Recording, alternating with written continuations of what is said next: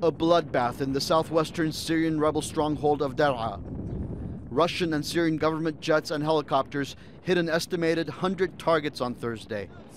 Dozens of civilians were killed in the 24-hour barrage of barrel bombs and rocket fire.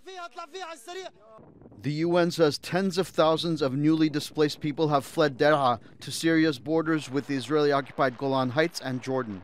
Our appeal goes to Jordan, one of the most generous recipients of refugees on earth, that they keep border open for people fleeing south.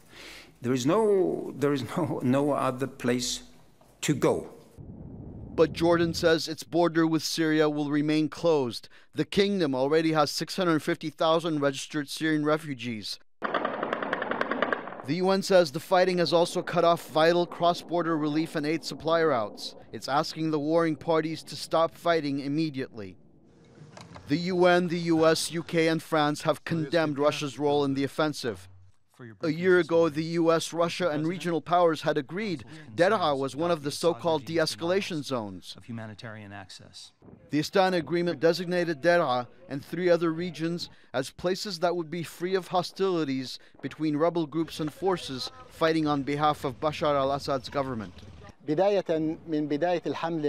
unprecedented air campaign by the Russian jets adopting the scorched earth strategy is in gross violation of the de-escalation agreement. But Russia's ambassador to the United Nations says Moscow will no longer uphold the de-escalation zone, saying it was among the last strongholds of Al-Qaeda's Syrian branch and ISIL. We urge the Russians, the Americans, and the Jordanians were able to do it last July.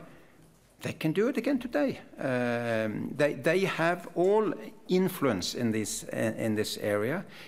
There's nothing inevitable about this escalation of fighting. For Assad, taking the rebel stronghold of Deraa is especially important.